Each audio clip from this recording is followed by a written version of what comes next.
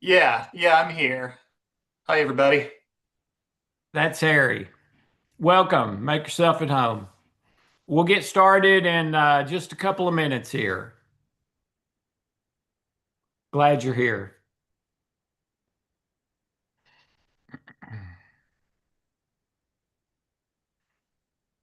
So it's gotten cold in Tennessee these last few days. They say it's going to warm up for a few days afterwards, but we were down below freezing last night, I think, for the first time. Hope Yeah, I even saw snow yesterday. you're cutting in and out a little bit, Harry. Am I? Yeah, Hello, hello. Do I sound okay? you're cutting in and out a little, and If my mic quality is down, you're freezing every once in a while. I'm not sure what to do about that. Well, if it keeps up, just come in here to my office and you can sit here rather than um, be in and out. All right, Yeah, you're still freezing a little. that's odd. Okay, Uh, it's 1 o'clock. We're going to get started. 1 o'clock Central Time, that is. This is the Path to Paradise podcast. I'm Alex Loyd, and this is my son, Harry. Hi. Um, this is really whatever you want it to be. We're here to talk about the path, the practice of paradise. We're here to talk about the healing codes, trilogy, love code, memory engineering. We're here to talk about anything outside of that. The reason we're here is that we believe that if you think right, you win. If you think wrong, you lose. There's even a wonderful scripture from the Bible that says, as a man thinks in his heart, so is he. That's who you really are, is what and how you think. And about 5 years ago, I realized that there was a level of spirituality, happiness, health that I had never gotten to.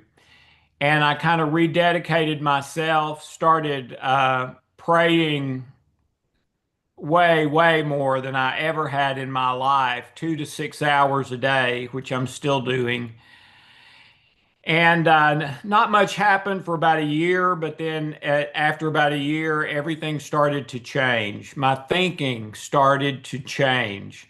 And as my thinking changed, I was able to get to that place that I believe I've never been able to get to before. And very briefly, it was interesting because a similar thing was happening with Harry at a similar time. He was about 4.5, 5 years ago going through some struggles of what's really true, what's not. Um, who am I in the world? What is true? What is not true? And Harry started going through a searching and discovery period, and his thinking dramatically changed. And Harry has told his mom and I and other people too, and we've noticed it even if he hadn't said anything, um, the huge change in him, particularly his happiness, his comfortability with who he is and his identity and worth, which I think he feels sure about today. And the latest research says that about 80% of people today think wrong, and they wonder why they have a level they've never been able to get to, or why they're not happy or healthy the way they feel like they should be, or whatever. It's typically one thing: you're thinking wrong. And so our kind of mission, and I'll let Harry speak for himself, but our kind of mission in this is, it took both of us like 4 to 5 years to kind of get where we are today. And I believe we can help you do that in about a year or less. Um, and without you having to hack your way through the jungle, maybe as much as we did, but with us kind of taking you by the hand. And from where you are to where you'd like to be. So, um, this is the second Wednesday of the month. So we're on this week today and the next two Wednesdays. We will be sharing a teaching, and then we'll open it up for whatever comments, questions, discussions. We would like for this to become a community that supports each other. So it's really whatever you would like it to be. You can send us questions in advance if you can't be here or don't want to speak up, and we'll try to answer those. And we would absolutely love your feedback. Okay.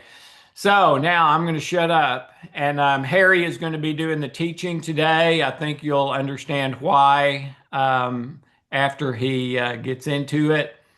And I'm going to be here silent or maybe even step away, but I'm right here listening. I'll come back when Harry's done, and we'll open it up for whatever anyone wants to discuss. All right. So, Harry, take it away. Yeah, well, you've been to bring me in more lately, so Harry, I think sorry, you're going to sorry need to that you come in dug for here. me again. You're going to need to come in here, Harry. You were totally This isn't frozen. working. We couldn't see anything of what you just said. So just come in here. Yeah, okay. Give me 1 second. I need to send you, if I'm going to do that, I need to send you my document so that you have it. Okay. Okay. Sorry, ladies and gentlemen. We'll be right with you. Sorry about that, everyone. I don't know what's going on with my internet today. Um, So we're in the same building. For some reason, I'm working and he's glitching. We'll try to figure that out, but before next time.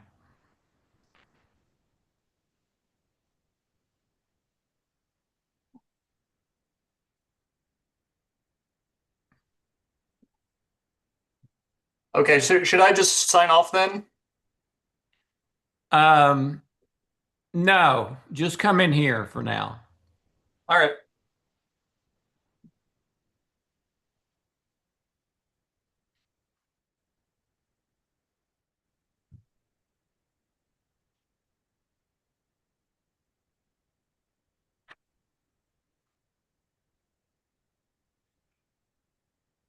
And here's your document. Thanks.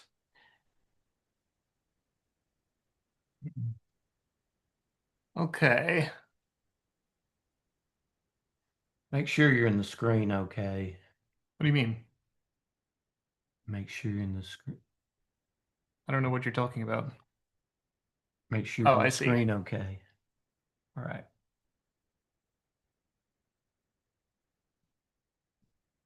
Let's see, where am I in this? Sorry about the delay, everyone. Okay, here we go.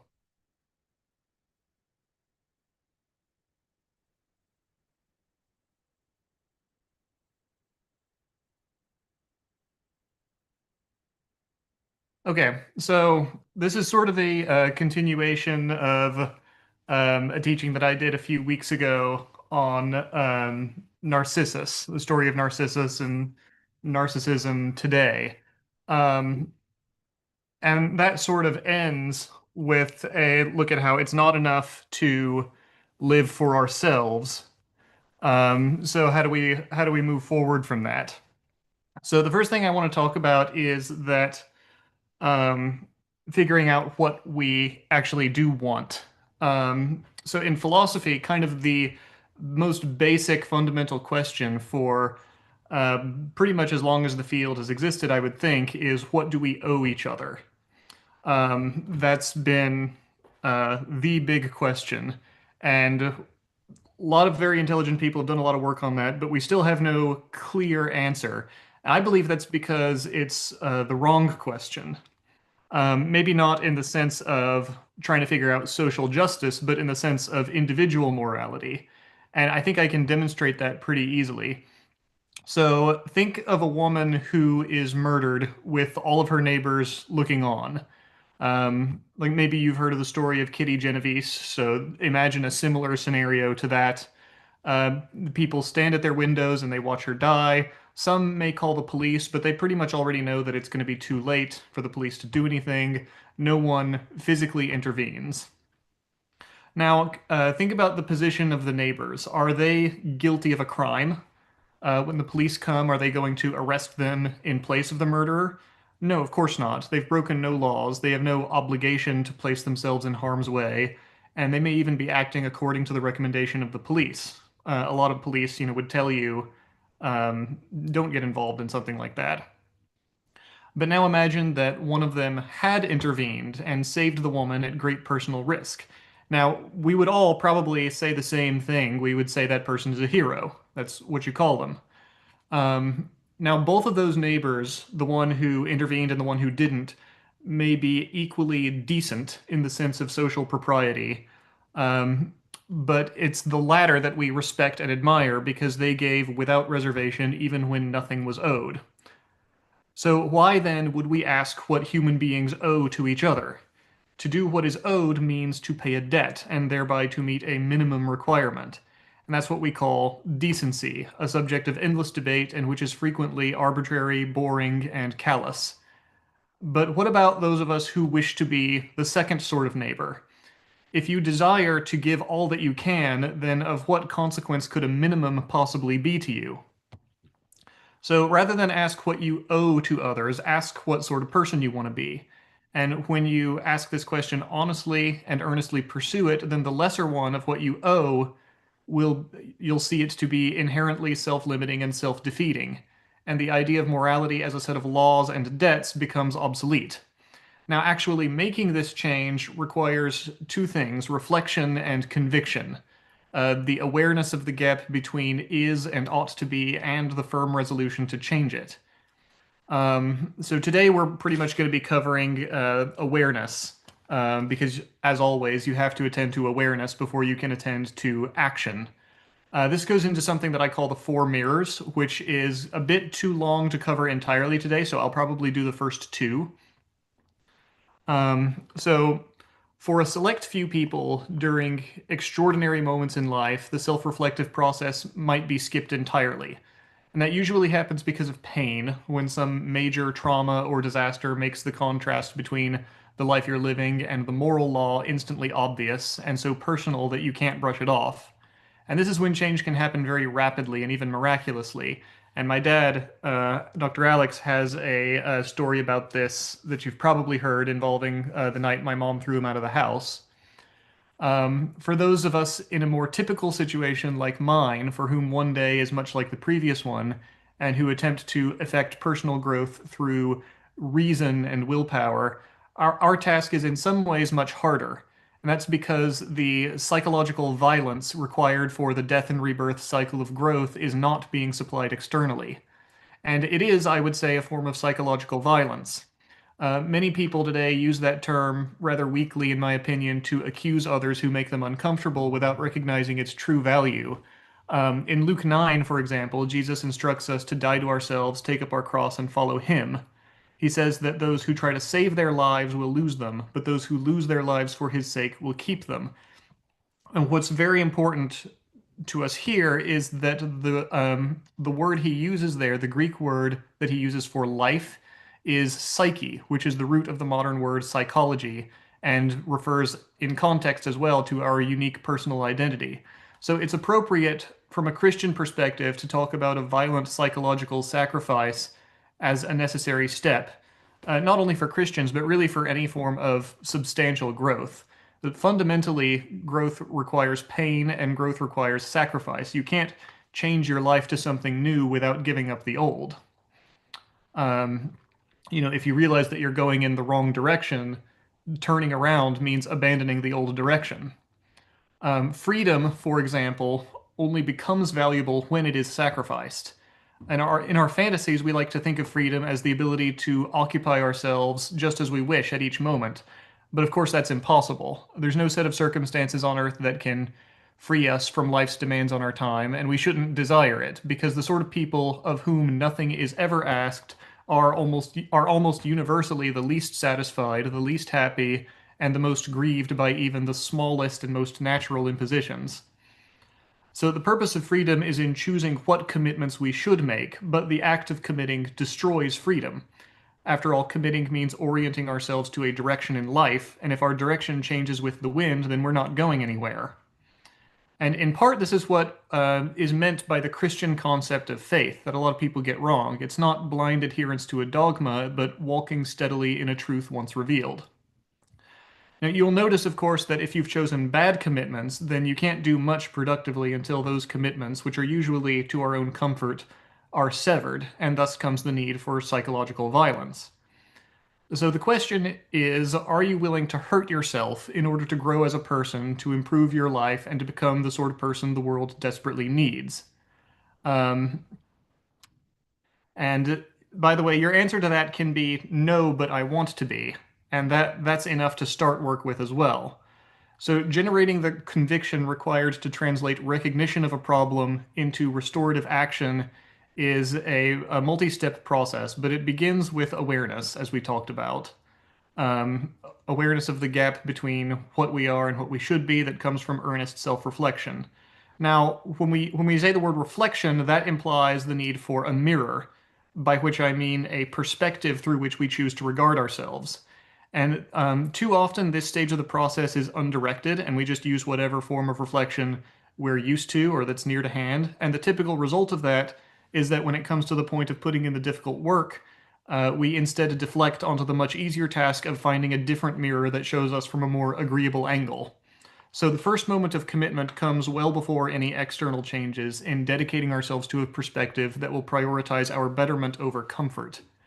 But as one might expect, the usual options presented to us each come with their own unique problems, which serve to undermine that capacity.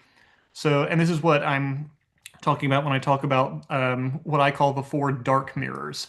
So I'm going to go over the first two today. The first one is the empty pool, which I name it that for the pool of Narcissus. Now, this one I've already been over a bit, so I'm only going to cover it briefly. If you want to hear more, then go back to my teaching on Narcissus. So this pool is isolated, empty, and reflecting an entirely superficial image for the purpose of self-worship. And it should be obvious that such a mirror is antithetical to growth, since it only exists to glorify the self as it is. Now, such a mirror may rarely admit to superficial faults, but it will usually pay itself back in pride for having made such concessions, and it probably thinks of those concessions as a courtesy to others rather than a deep personal need. And because they're only a courtesy, asking too much, which is usually defined as asking anything that would draw attention or power away from the self, is met with moral outrage at the suggestion that this self-image might be untrue or insufficient. Narcissus cannot admit the need for the psychological violence prescribed by Jesus and regards all such suggestions as an assault. In reality, of course, it's even grammatically obvious, at least to me, that self-identity and self-centeredness are synonyms. So in order to find our place in the universe, we're going to have to look at much more of it than the bit between our own ears. So turning outward, what do we find? The next mirror that I want to talk about is one that I've added recently. So this material may be a little rougher. I hope you'll bear with me, but I call it the cultural mirror. Now, nowhere do we see more clearly the tension of human society than in the cultural mirror, that human beings need each other but cannot trust each other. The former is less a philosophical position than a neutral statement of fact. We are dependent on each other physically to the extent that almost none of us have the skills to survive on our own outside of society. We're dependent on each other reproductively, not only for the purpose of conception, but for nurturing. In fact, almost no other living creatures in the world match the level of investment that human beings put into their children in terms of time and effort spent raising and nurturing and teaching.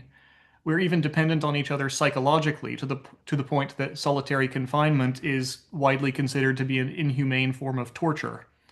So it must seem like the most natural thing in the world that we look to one another for our sense of meaning and identity as well. And I even use this as a talking point against the empty pool in my other teaching by saying that one of its worst aspects is that it isolates us by reserving the place of highest value for ourselves alone instead of participating in the relational experiences of love and family. So how can I deny that the highest value belongs with those people we care most about? Now, I will say that not all dark mirrors are equally dark. As in mathematics, every answer that is not the truth is wrong, but some wrong answers are closer to the truth than others.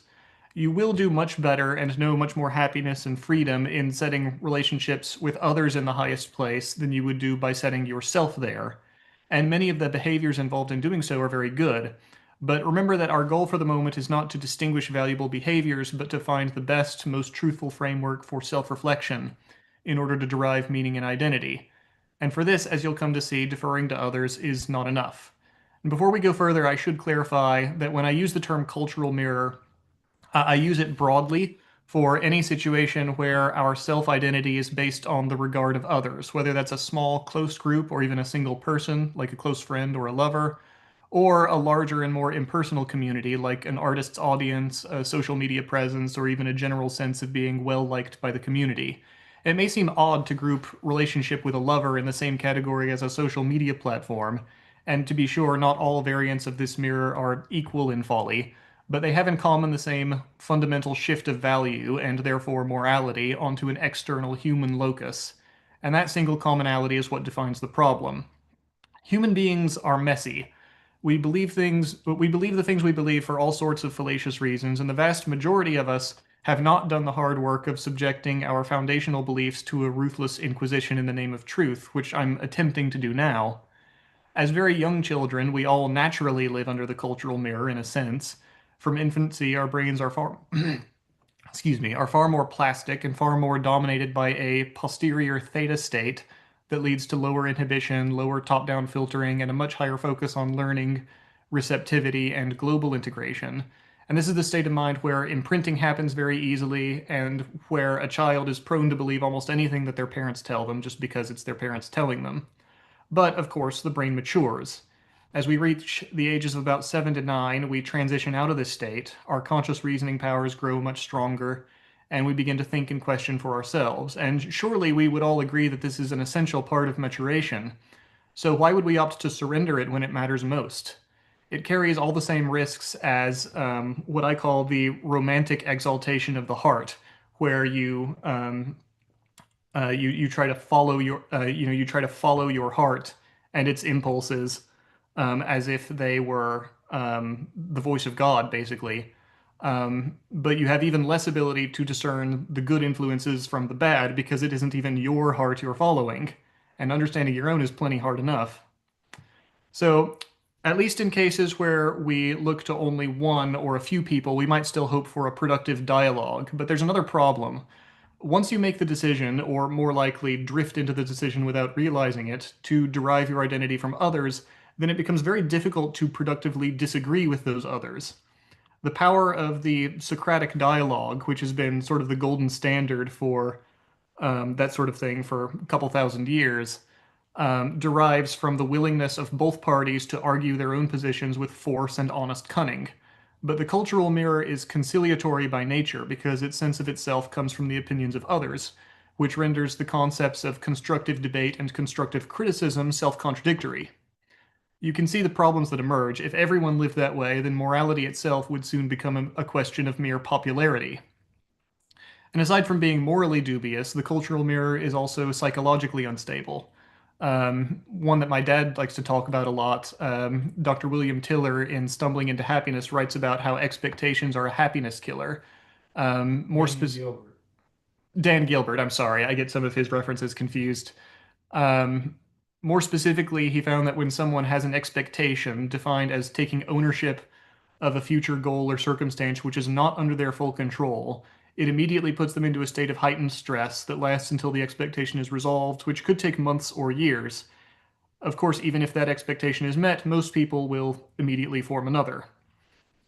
Now, if we're honest with ourselves, very few things are really under our full control. You can't control the weather, the traffic, the economy, you can't control how long you live, and you certainly can't control how other people feel about you. There are practical measures you can take. You can exercise, save money, and treat people well, but none of it's a guarantee, and relationships are no exception. Even the best people are sometimes oblivious, inconstant, or self-absorbed, which is a problem if their regard determines your identity.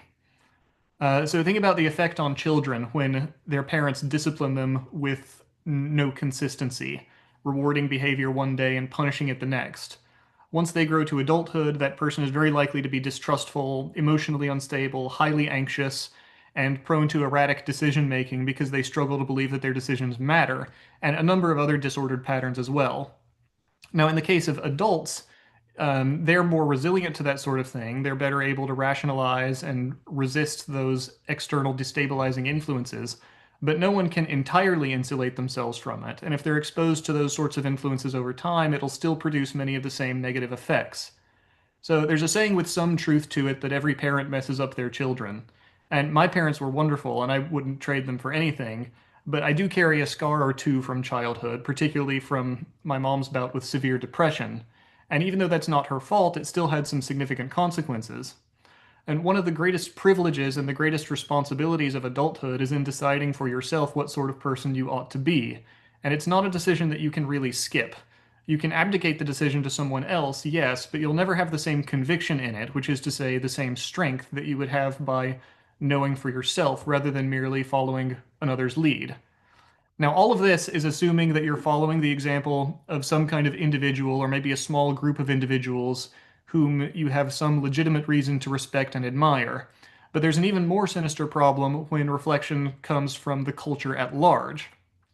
There's a pervasive and largely unverbalized sense that the values and ideals of the culture we live in are, in a sense, peer reviewed, that they are the results of a continuous system of refinement with a weight of history and intelligence that dwarfs our own, and are thus suitable as a point of comparison.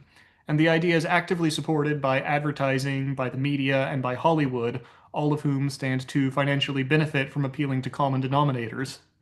And on a personal level, we sell this idea to each other through our natural desire to fit in. Because we're such powerfully social creatures, we're hesitant to express ideas that might get us excluded from our social circles, which naturally leads to a sort of enforced morality by common agreement. The problem with this is, again, similar to following the heart that I talked about earlier, that pernicious influences are multiplied along with the creative when you accept them both without being critical. And given enough time, the cultural mirror in this way can become little more than the empty pool writ large. So consider Eichmann in Jerusalem by Hannah Arendt. She was a correspondent for The New Yorker who, in 1963, attended the trial of Adolf Eichmann, who was the man responsible for organizing the logistics of the Holocaust.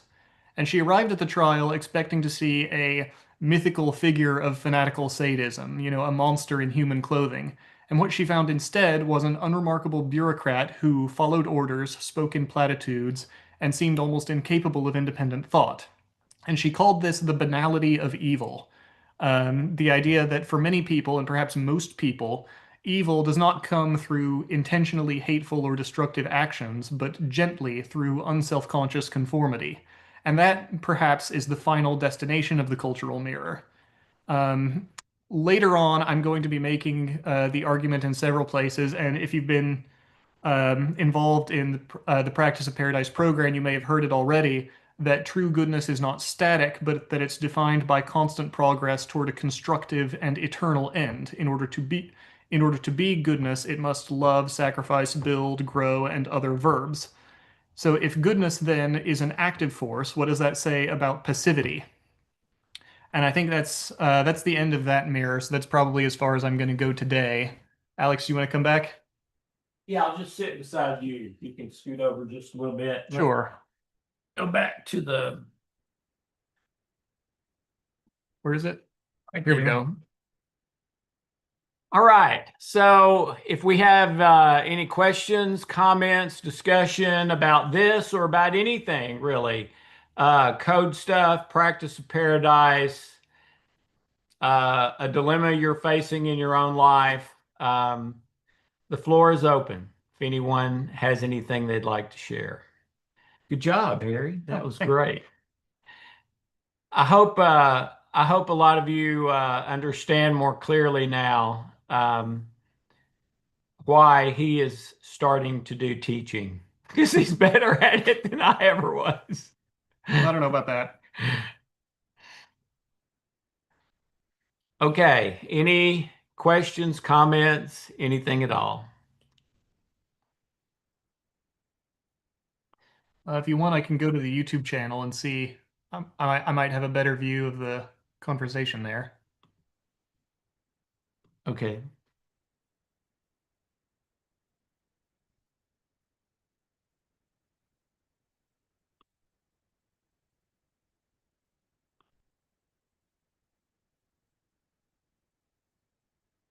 Oh, it's Alexander.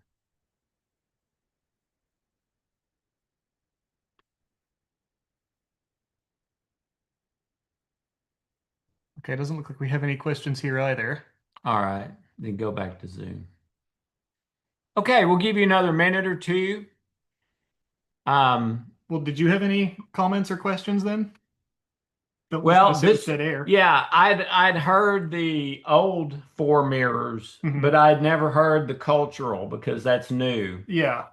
And I originally the four mirrors, the last one was like the good mirror, and I decided to deal with that one separately and add the cultural mirror, so they're the four dark mirrors. yeah, yeah, and you're right that cultural mirror. In fact, when I was doing my doctoral work in psychology, I'll never forget how they what they taught me was that basically everything about your life is determined by the people in your environment.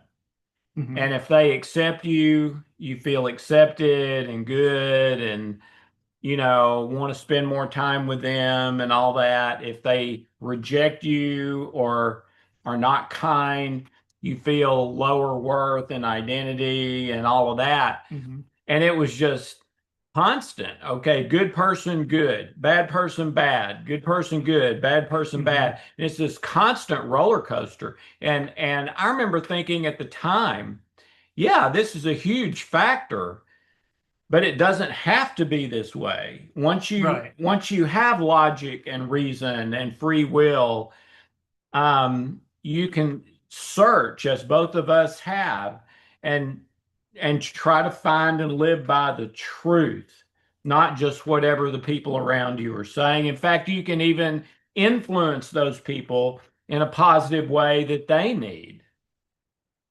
So Yeah. yeah, I thought it was wonderful. Yeah, but it is a huge factor in everything for sure. It is. It is. And even when you know it, and even when you do derive your identity from the truth in something else, if someone's mean to you, it still hurts, you know? Yeah. So it's something you can't 100% get away from. Maybe 90%, but I'm reading that book by Antonio Damasio. yeah, that Um, Descartes' error. Yeah, the neurologist, and he talked about how the memories that you have of something, and he used the example of another person that's close to you, aren't located in just one part of the brain, but they're distributed all over your brain. Yeah. So that in a sense, the people that you spend the most time with do restructure your brain. Yeah, right.